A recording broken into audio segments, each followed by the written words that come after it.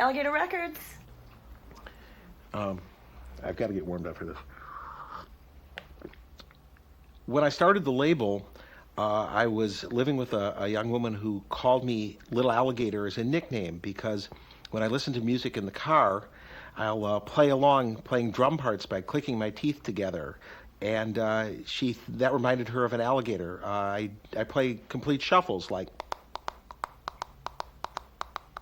And when I have a good day, I can play a full octave on my teeth from very low notes to very high ones.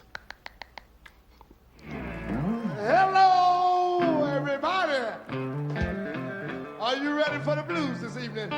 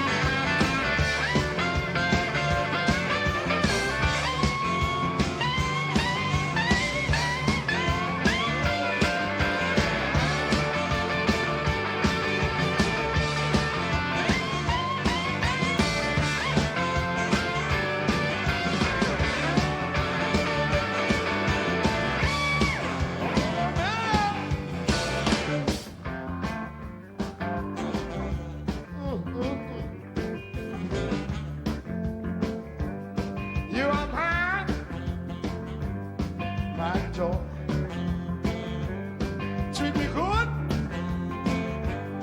like a woman should. When we go out, have a lot of fun. Stick with me, baby, till the evening comes. That's why you're mine, pride and joy. I'll never let you go.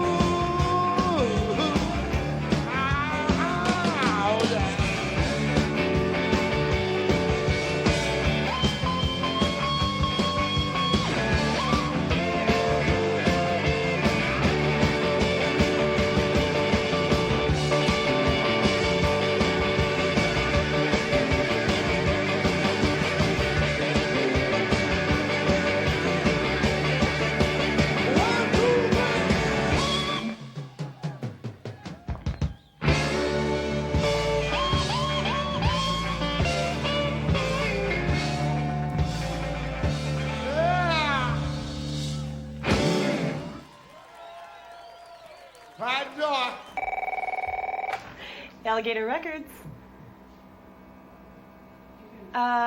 Is it regarding a tape you sent in?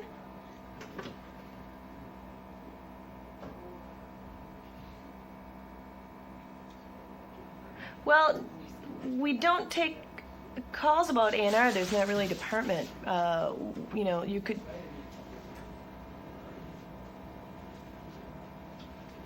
Okay, your name, please? One moment. Bruce? This is Sunshine with Fiasco Records. And she's calling regarding a band called Cobalt Blue. Does it ring a bell? Have you been... she's under the impression that you're talking about signing them. I've never heard of them. Okay, one moment. Thanks. Sunshine? I began coming down to Chicago on the weekends from my college and hanging out on the south side in Teresa's and Pepper's Lounge, and on the west side, hearing wonderful bands with 20 or 30 or 40, 50 people in the club. Bob Kester from Delmark Records became my mentor, and he let me sleep on his floor when I'd come down for the weekends. And by the time I finished college in 1970, I knew I had to be on the scene. And I didn't have a job, but I had this desire to be here and to hang out. And I loaded everything I had in my car and came down and showed up at Bob's record store and said, I've come to Chicago to be here with the blues. My name is Dick Sherman. I'm a magazine writer, former DJ, Blues Festival committee member, producer, blues jack of all trades. I came to Chicago in the fall of '68, and a year and a half after that, I was making the club rounds with a couple veteran bluesman friends of mine. We were debating whether Junior Wells had played harmonica on one of Muddy Waters' songs. When we got to Pepper's Lounge, there was Junior sitting at a table with a young curly-haired guy who I had never met before, and introductions were made all around. That was Bruce. He and I fell into the same sort of social set that was loosely organized around Jazz Record Mart and Living Blues magazine. I'm Bob Kester. I operate Delmark Records and also have the Jazz Record Mart, a specialty store for jazz and blues records. Bruce Iglauer came to work for me. First we knew him as one of the many college DJs. He had a blues show at Lawrence College, and he came into the store a few times, and he told me, I want to come to Chicago, and he's very forthright. I want to start a blues magazine. I want to eventually start a blues label, and I want to learn from you. And he did, all three. Bob Kester was a father figure to the whole generation of blues producers, entrepreneurs, journalists, who grew up in the late 60s and 70s. There were about a dozen of us who hung out at the Jazz Record Mart, and from that came Living Blues Magazine, Alligator Records, Rooster Blues Records, Earwig Records, Flying Fish Records, to a certain extent, Testament Records. Fans, the Ann Arbor Blues Festival was born in Bob Kester's stockroom with an idea from one of his employees. It was a hub for the entire blues scene in Chicago. Without Bob, I can't imagine that Alligator ever would have existed, or that dozens of artists would have gotten the recognition that they deserved. He's sadly kind of a forgotten figure, and it's a shame because he's crucial in the popularity of blues really in the world. You going to mug me? I'm not going to mug you. Is that gorgeous or what, eh? And I believe I can run a decent marathon. Thank you very much. Download Veely now. Are you ready for some blues?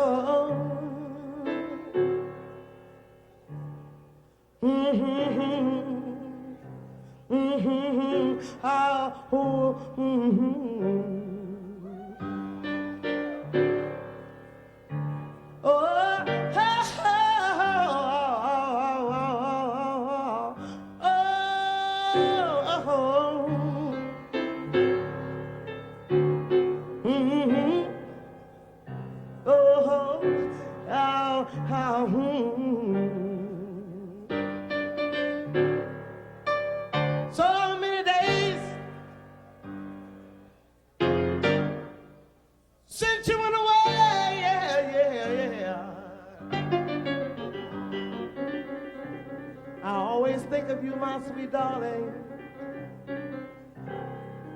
each night and day. Oh, but someday, my sweet darling, you ain't gonna worry. You ain't gonna worry Katie's life anymore. You're spending my money and you're chasing every woman in town. Listen, man, if you know you didn't want my loving, why in the hell didn't you stop and put my dollars down? Because that's the main thing. That's the main thing, my sweet daddy. That can get you and that other woman a lifetime home in the ground.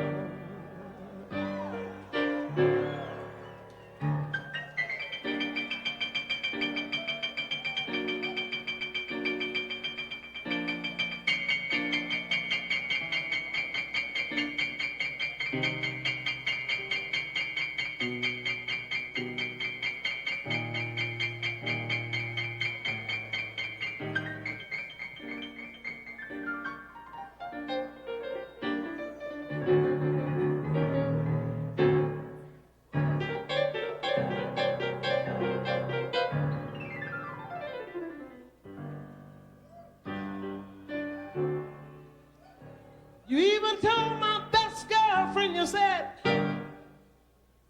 I don't want Katie hanging around, but that's a lie. 'Cause every time I turn my back, you're trying to sneak back into my back door.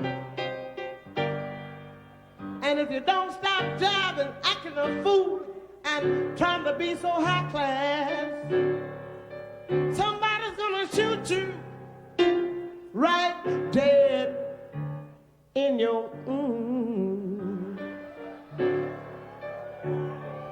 I can't understand it, baby, why you don't just pack your bags and walk out that door. Can't you see I don't need you? I sure don't want you no more. I told you and I warned you, and now I'm for real. This here pussycat, this here pussycat,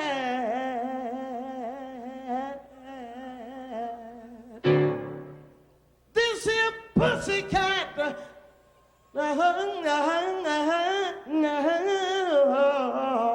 ain't gonna be your, ain't gonna be your, it ain't gonna be your pussycat no more. No, no, no.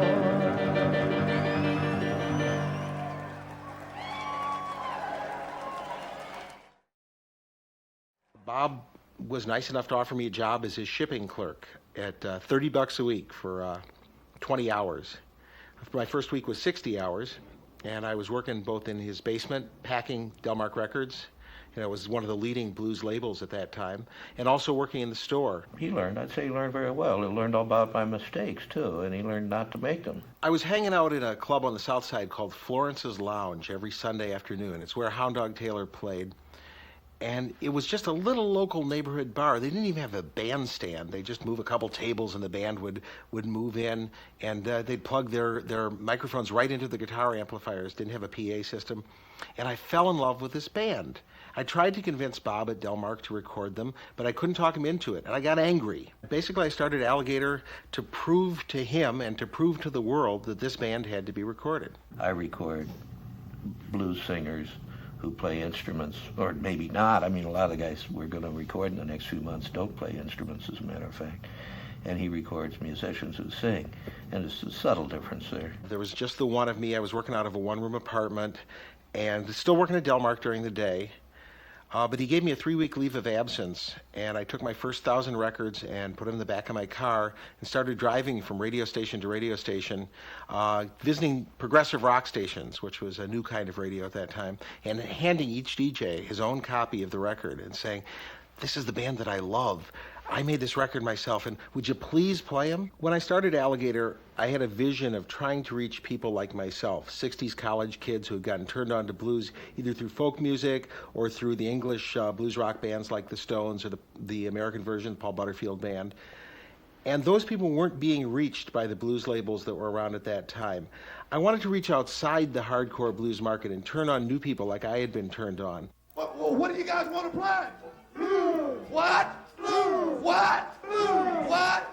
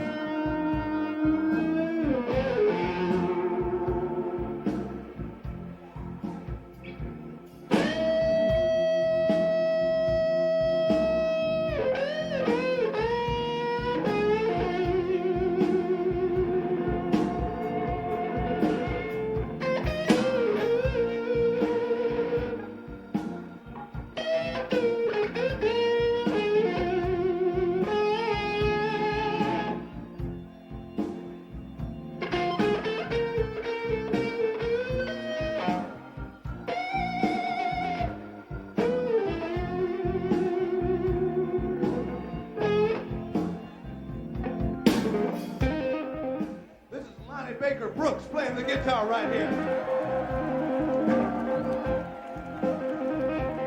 That's all right. Hurt my feelings. I can take it. It sounds good.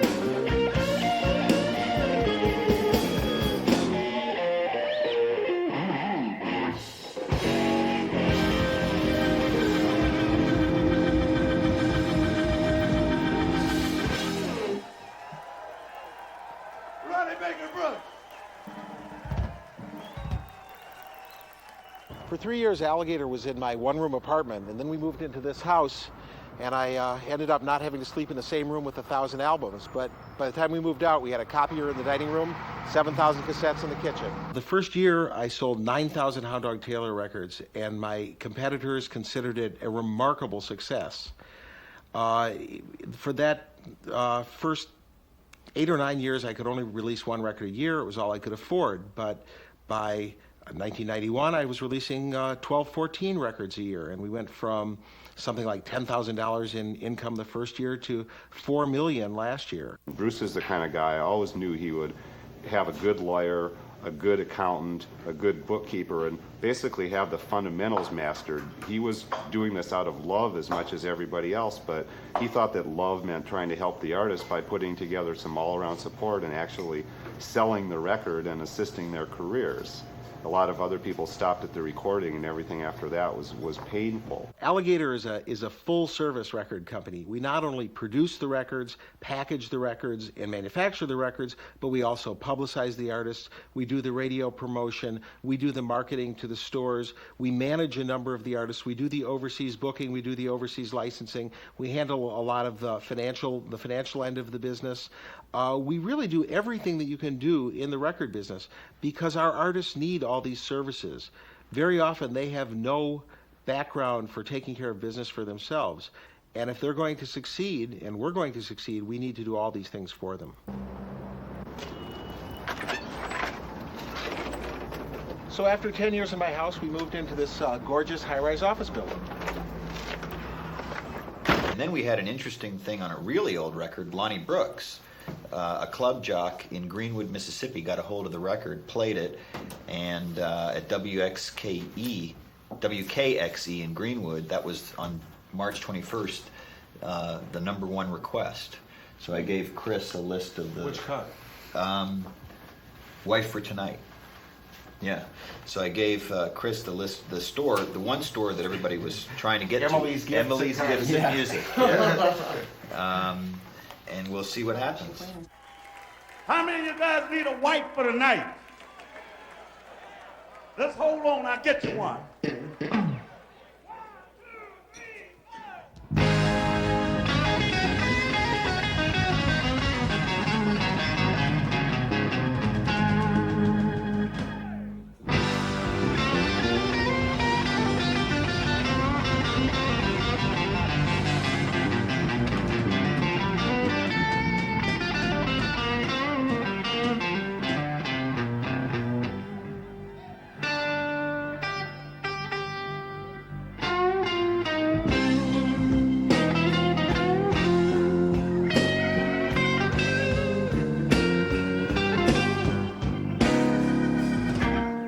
That strength bikini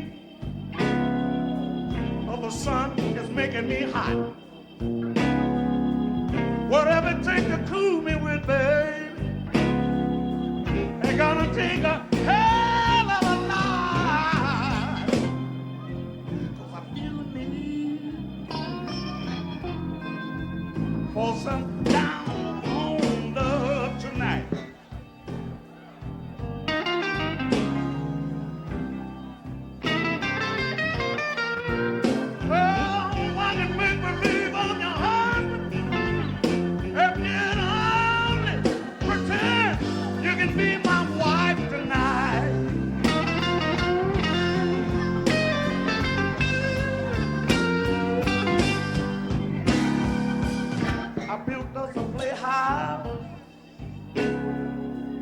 Into my bedroom,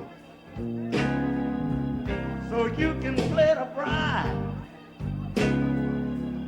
while I play the groove. I feel the need for some down home love tonight.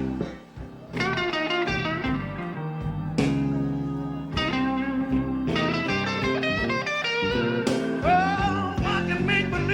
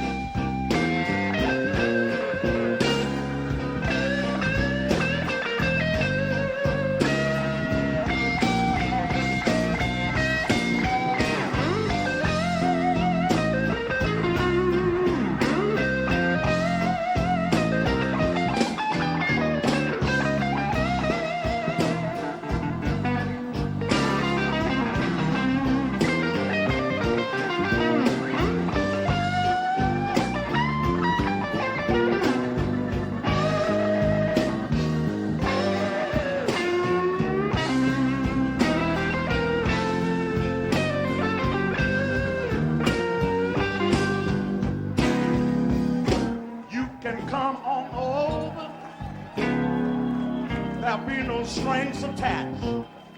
But if you like what I'm doing to you, babe, you can always come by. I feel the need for some down home love tonight. Anybody feel like that?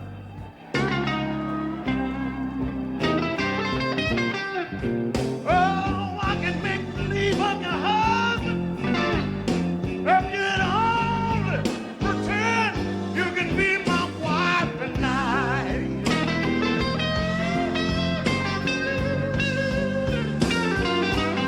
I need one.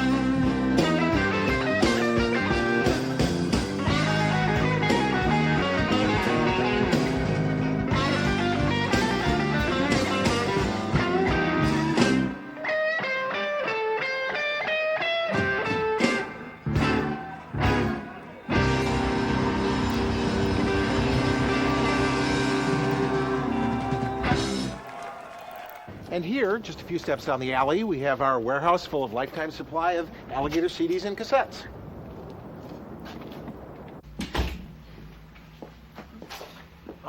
This is where we keep the loose CDs. About 70% of the business is compact disc now, but we still try to stick with having vinyl and cassettes on just about everything. Eric here runs our mail order business, and that's becoming more and more important for us, especially as it's harder for us to get some of the older product into the stores. Back over here is the wide world of promotional t-shirts. They make great wearing for Alligator executives as well as normal people. We sell a bunch of them through the mail order. And down here, I think Bill is putting together a foreign shipment. Bill? Is this the one for Hong Kong? Was that Silk Road? Yeah. Yeah. Will it get out today? Yeah. Great. And Rick is probably sending out promo copies, most likely. Our big pastime. These are the way they come in off the truck. Box lots, no fun to unload. And then back over there, we got vinyl, because a lot of our customers still want the old vinyl LPs. This is Louisa. She used to live on the 3rd floor of the Alligator building, and when I had to take over with the business, I threw her and her husband out, and she refused to leave, so I gave her a job. She still claims not to speak English, but don't believe it. Alligator's a true independent record company. It's not part of any gigantic multinational corporation. It's my property. I own it. I get to make the musical decisions, I get to make the business decisions, and I get to live with whatever mistakes I make. This is the beginning of an $80,000 return from one of our distributors. One of the joys of this business is if a record doesn't sell, an independent record label gets to take it back for full credit. The independent labels are the poor boys of the record industry. We're the last bought by the record stores. We're the last paid. It's the price you got to pay for controlling your own destiny.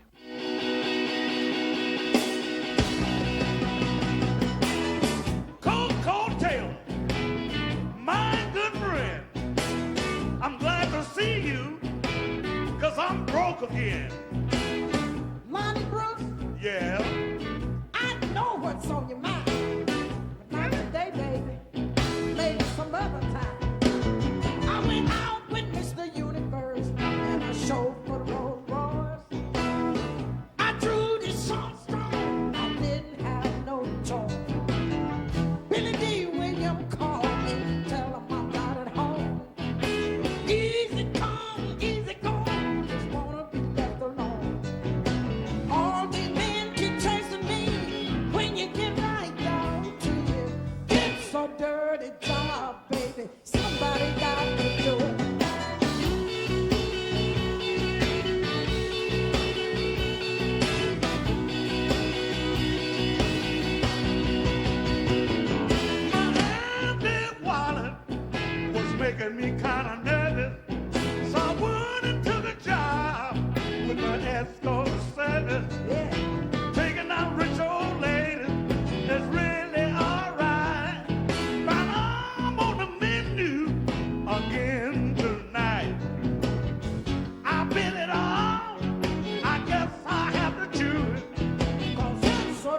dirty job, baby. Somebody got to do it. This pretty face of mine has always been a curse.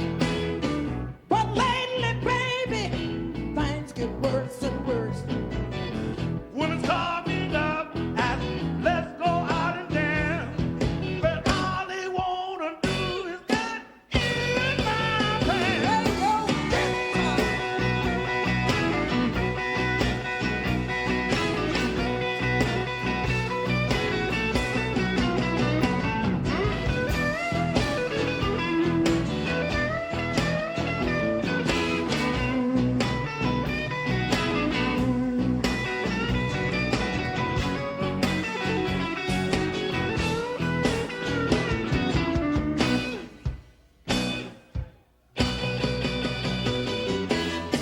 one night I think I spent alone.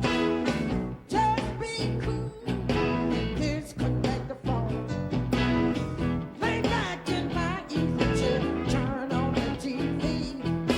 When a man come on, say he won the lottery. I was trying to be cool, but I guess I blew it.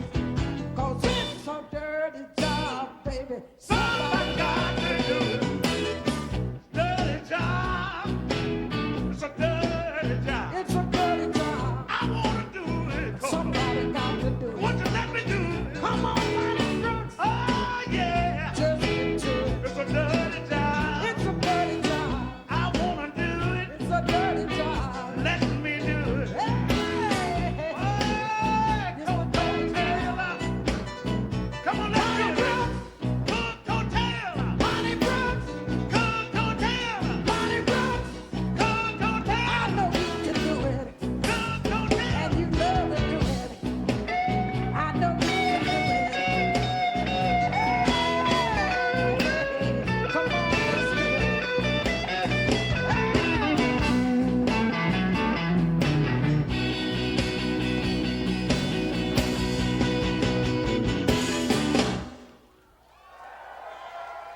Oh, yeah.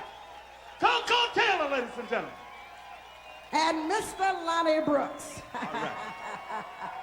All up in here. When is Ed's record coming out? Well, now the tour's over, I'm going to go back and start mixing next week, and I'm hoping within 10 days to have the mixes done. But then, of course, we're going to run into the usual title and package problem. Ed would like to call the album What You See Is What You Get, which is the name of one of the songs, but I don't know how that leads to titles or image. What does anybody else think?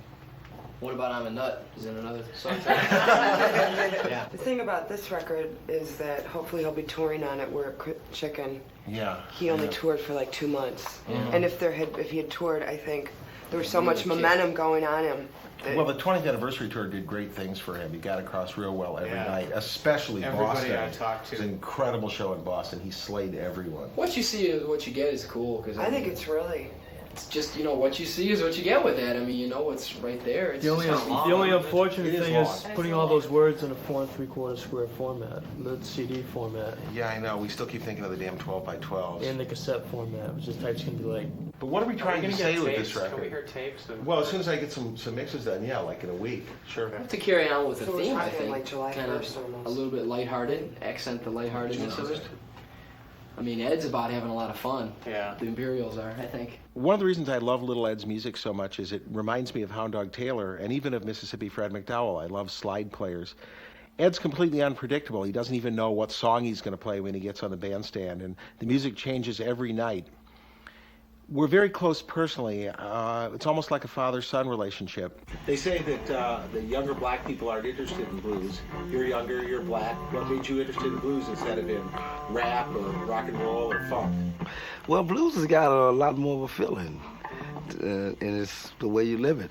I live the blues, so that's why I've come up around it. I worked at the car wash 10 years, and I worked by day and played blues by night. After I got into traveling, and when I got into the studio and we cut the album, it was a wonderful thing, and then I realized I was going to be a professional musician. Okay, guys, let's fire this sucker up just like on the band said. Ed's Boogie, take one.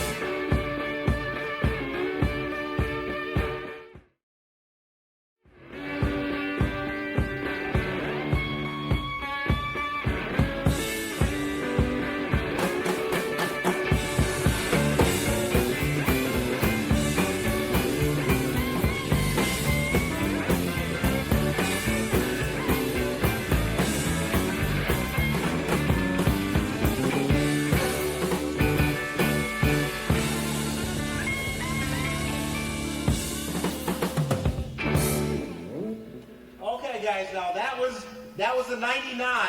Now I want to hear that 100. When he's working on a project, he'll do everything he can that he thinks will help make it better. If it means bringing in a keyboard player from across the country or doing another mix or anything like that that will make a difference in the music. Because I started hearing blues in clubs, in little places with hard walls and bangy sounds, I try to capture a live feel on all of the records that I produce. Sometimes we do it in the most obvious possible way. We bring in all the musicians and we perform everything live at once.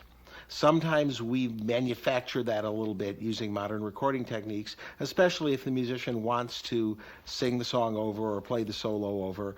But I do everything I can to create a club atmosphere in the studio where everyone's around seeing each other and hearing each other, where the amps are turned up loud, where everybody's playing hard, and I try to make it almost like a little party.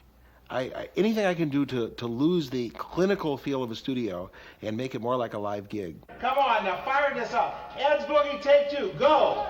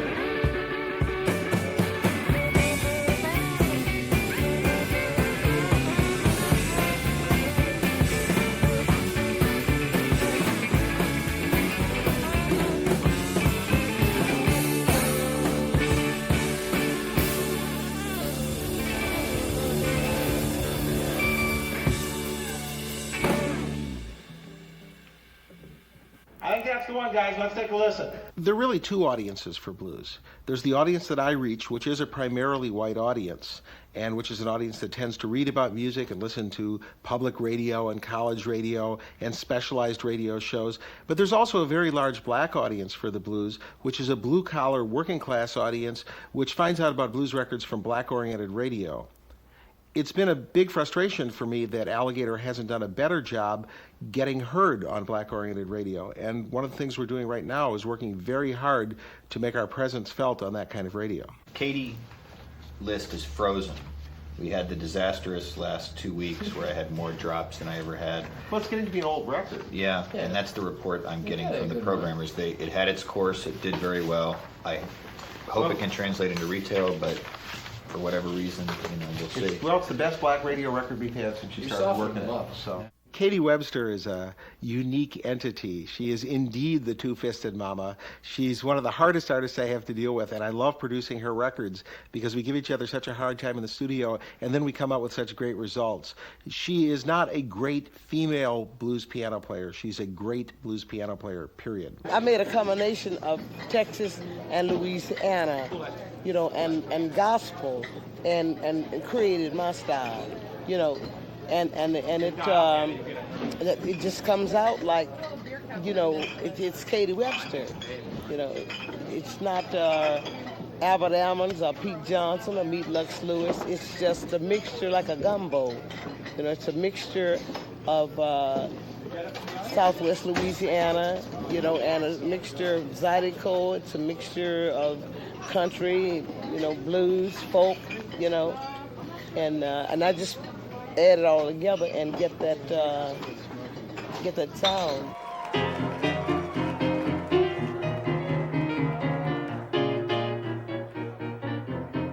Lord, I wonder how much longer will I have to sing the blues? Yes, I wonder how much longer will I have to sing the blues?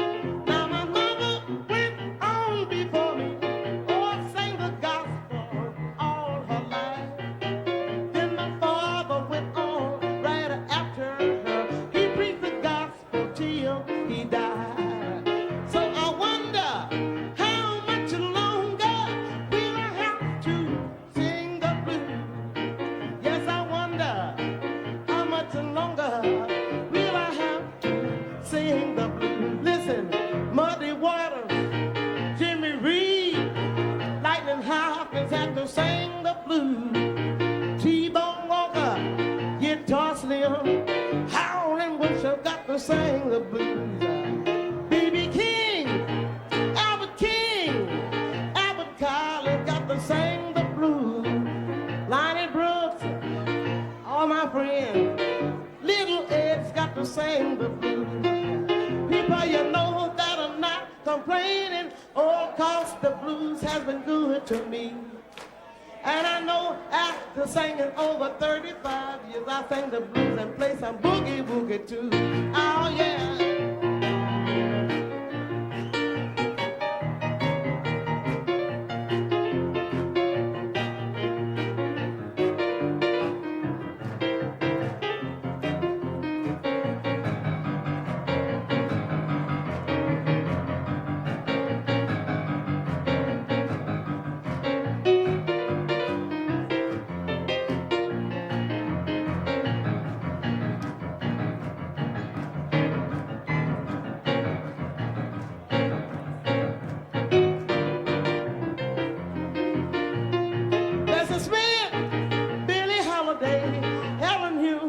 Sang the blues.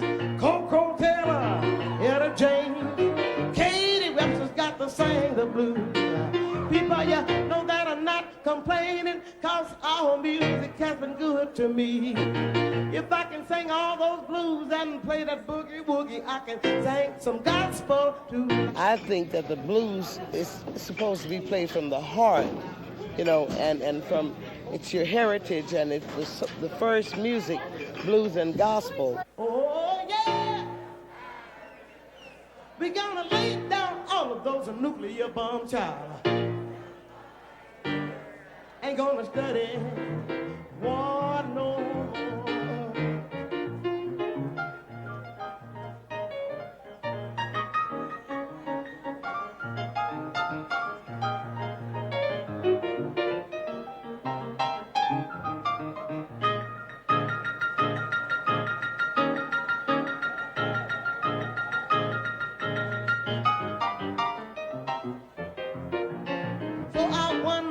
Much longer will I have to sing the blues?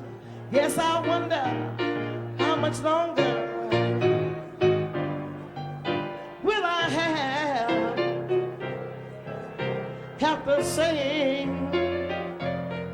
sing the blues? Yeah, yeah, yeah, yeah, yeah.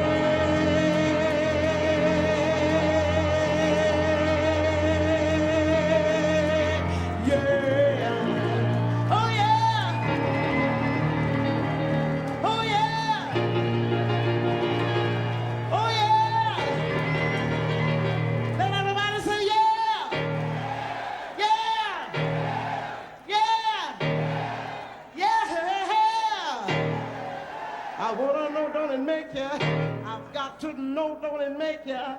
I wanna know, don't it make ya? Well, well, well, well, well, well, well, well, well, well, well. I wanna know, don't it make ya feel alright? Yeah. Hallelujah. Thank you. God bless you. The Swamp Boogie Queen herself. The one, the only Miss Katie Webster. The aerobic Swamp Boogie Queen.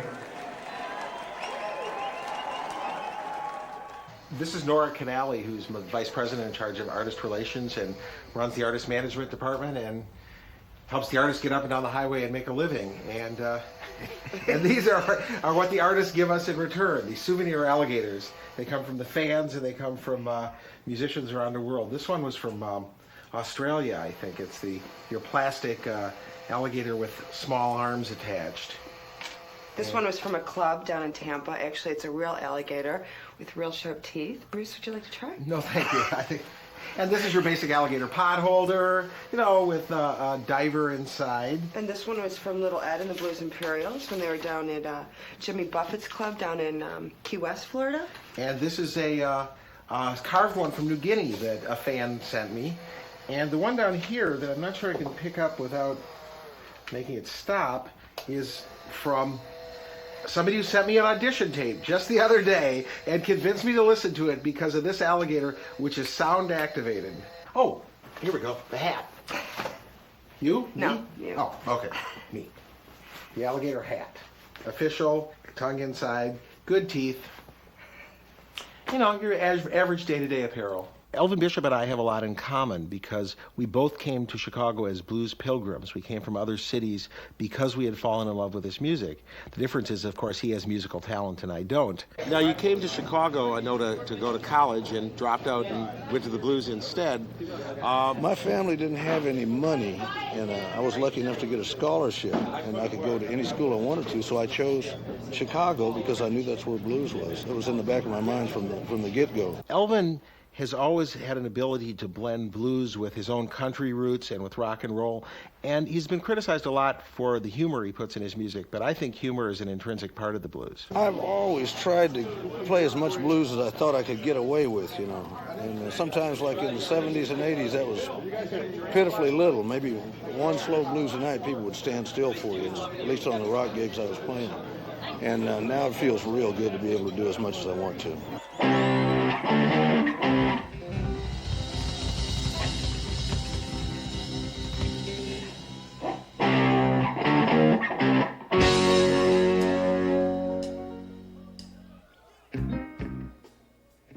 The story is true, ladies and gentlemen. Only the names have been changed to protect the innocent. The city, Philadelphia, Pennsylvania. The place, the Chestnut Cabaret. The year, I believe it was about 1992. The story goes something like this.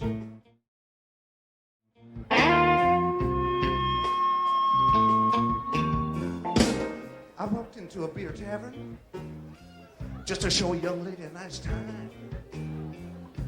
When I walked in there, I had $50 in my pocket. When I walked out, I had one dime. Wasn't that a beer-drinking woman? Don't you know, man, don't you know?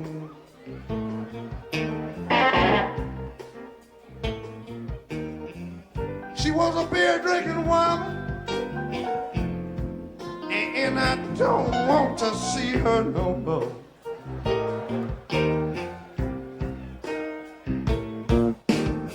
When she got done drinking up all my money, boy, she said, Elvin, I know you're not through. I said, yes, I am too, woman, and I believe the trophy belongs to you. Beer-drinking woman, don't you know, man, don't you know?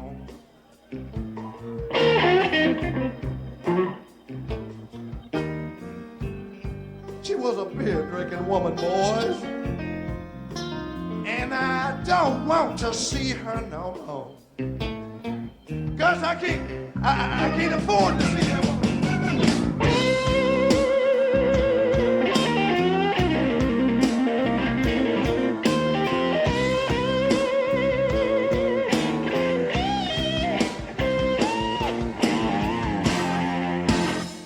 Slow down, bartender. I ain't got no credit card.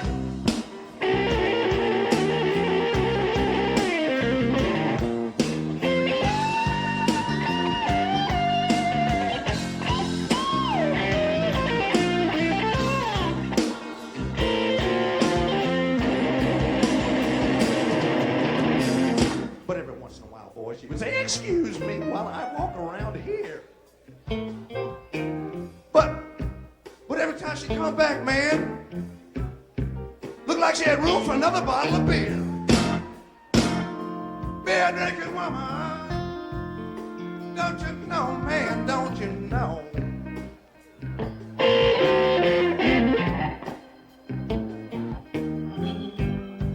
She was a beer drinking woman. And I don't want to see her no more. Kept asking for light beers, they were less filling. Big old girl weighed about 450 pounds.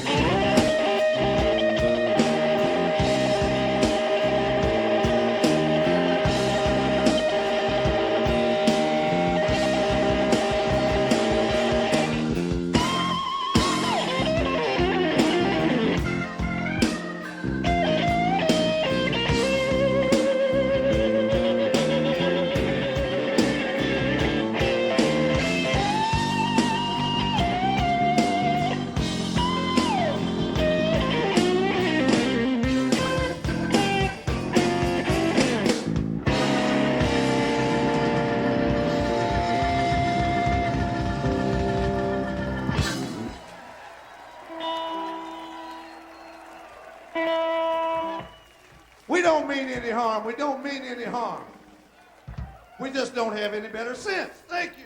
Lonnie Brooks is generally considered to be a blues man, but in fact he began playing rock and roll in Louisiana. He's almost a contemporary of Chuck Berry. And you can hear that rock and roll spirit whenever he plays blues. Lonnie's a joy to work with, and one of the reasons he is because he's been bringing up his son Ronnie in his footsteps, and I'm looking forward to Ronnie becoming a major blues artist in the future. What's it like for you two to work as a father and son team on a band? It's just like I haven't left home yet. You know, I mean, I have my son with me, and it makes me proud to have him with me on the road, and it makes me feel that I haven't left home. You know, and that like before he started working with me, I would be lonesome sometime, for my family.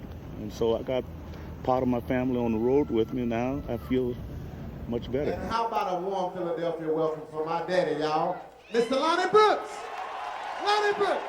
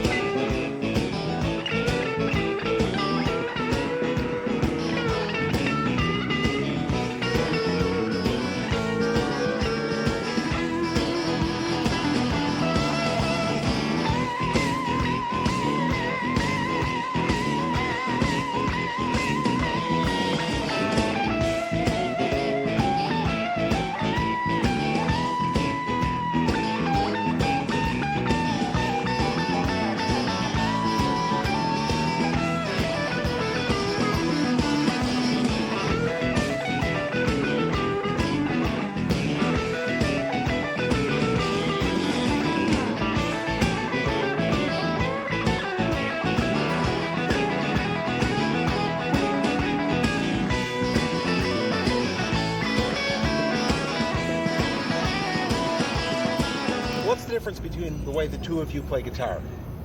The difference between your styles? I would say Ronnie have more of a rock edge than I do, and he's much faster, and he play more notes, and he know more about the guitar than I do. He has more experience though, and that takes you further than what I do.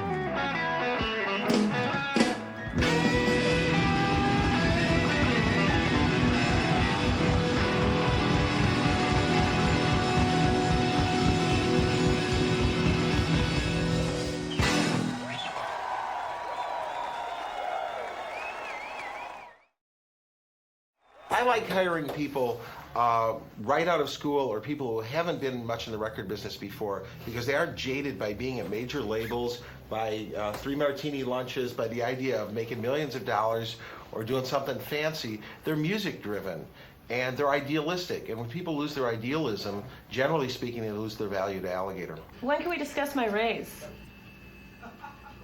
What are you laughing at? I'm serious!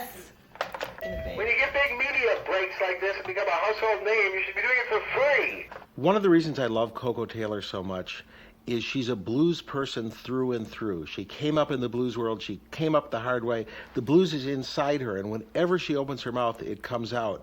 It is the rawest, deepest, hardest blues you can imagine. When it comes to the older blacks, they all know about the blues, same as I do, because 90% of the black people, a lot of them came to Chicago, New York, these big cities from Arkansas, Mississippi, Tennessee, and places like that.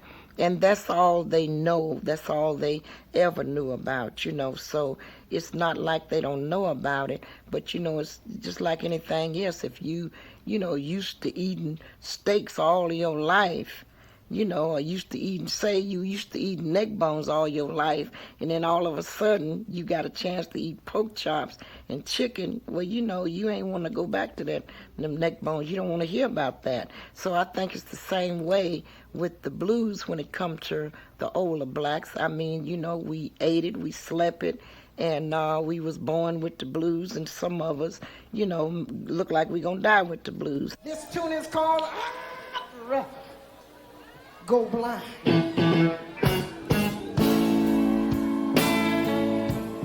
Yeah.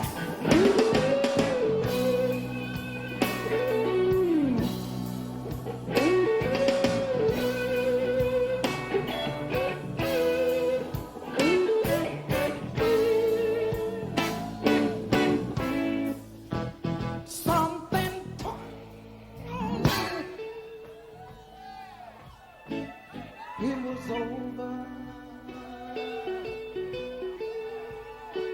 when I saw you,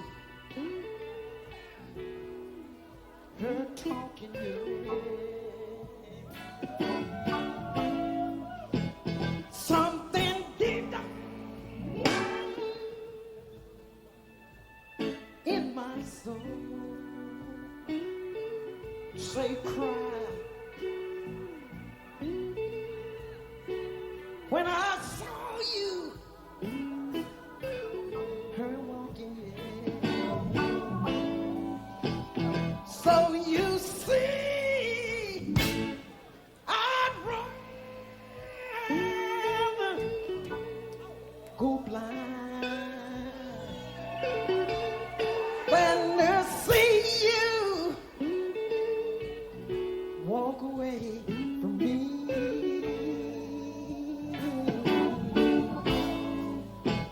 So you see, I love you so much. And most of all, I just don't wanna lose you.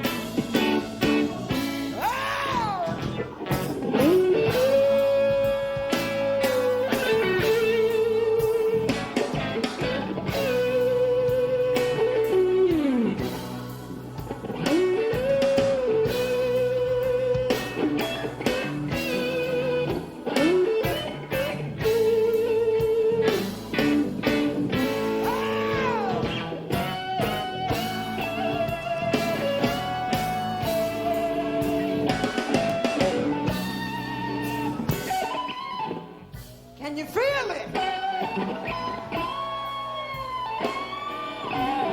Yeah.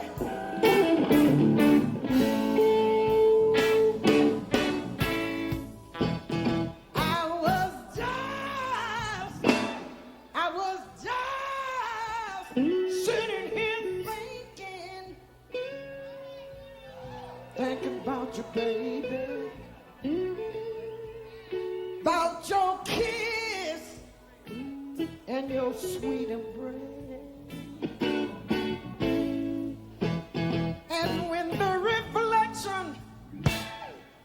glass I held to my lips. Reveal the tears that you saw on my face.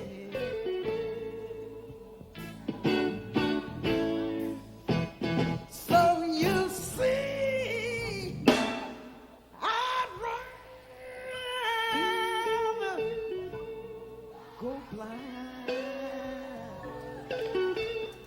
than to see you walk away from me.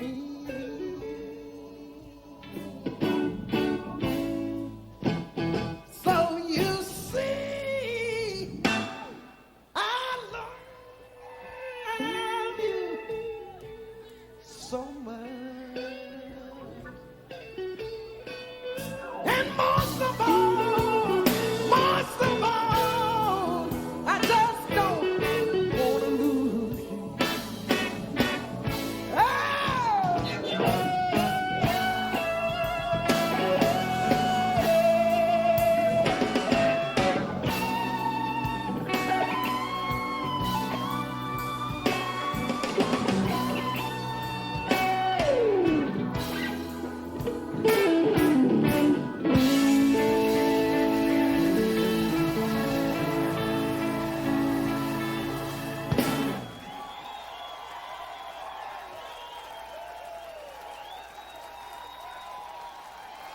Thank you.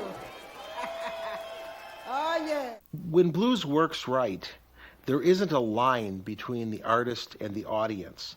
The blues man, the blues woman becomes the spokesman for the audience. And people in the audience say, hey, that man or that woman is singing and playing what I feel. And it becomes like a community of musician and audience. It's not a presentation. It's not show business. It's a sharing. When it works well, it's almost like being in church. I grew up singing gospel. I grew up in church. And my dad said everybody in his house had to go to church on Sunday. And every Sunday I'd go to church, me and my sisters and brothers, and on Monday we'd go to the field to pick cotton, and we'd be singing the blues amongst ourselves, you know. But I always sung gospel, loved gospel, and even today when I'm on the bandstand singing the blues, I have that gospel feeling deep down within, you know. And sometimes I get kind of happy, you know. You don't know about it, but when I be jumping around there on stage, I have that gospel feeling down inside, and I have to catch myself and remember you ain't in church now. Don't get happy on me. So I just keep on singing the blues. We're gonna jam just a little taste. If y'all get tired of us, just give us the signal and we'll stop. Come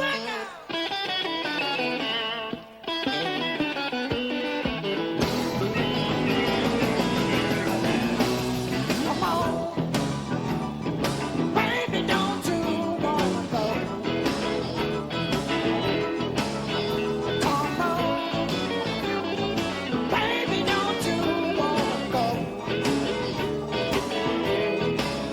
Back to that same old place, sweet home Chicago.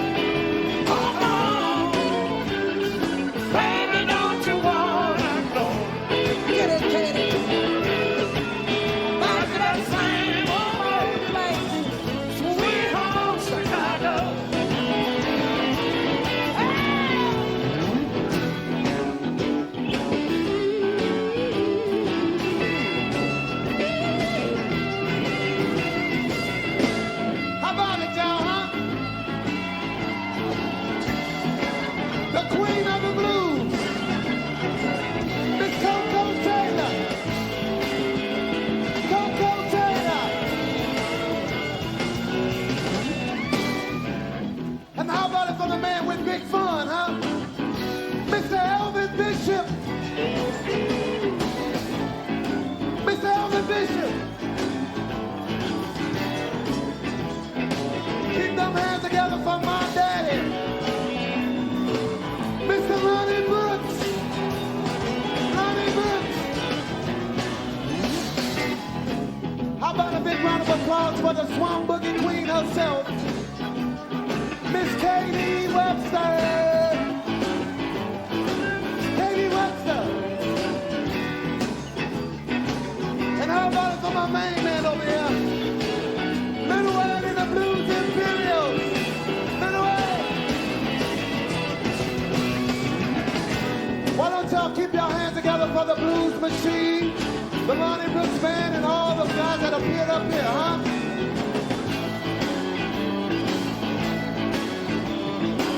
And how about it? Oh.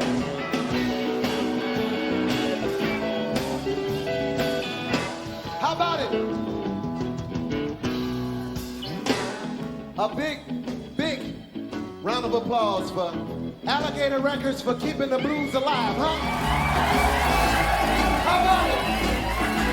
Alligator Records, huh? Bruce Iglauer, where are you? Bruce? How about it, y'all? Bruce Iglauer? Yeah. Blues has this sort of strange power as a music that's real different from any other kind of music I've heard. It kind of reaches in and it wrings you out. It's like a wet sponge getting squeezed dry. It's not real comfortable when it happens, but afterwards you feel great. When you listen to blues when you're like in a crowd of people and it works, you realize that the things you're feeling are not just what you feel, that other people around you, the musician, you and the rest of the audience are feeling the same things, and you feel not alone. Always when I was younger in my life, I felt real isolated, like I never really was in touch with people, like I was walking through the world with nobody quite touching me. And somehow or other, the blues made me feel kind of whole and like much more a part of being a human being. How about it for all these artists and all of you for coming out tonight, huh? We'd love to thank you and hope you had a good time. See ya!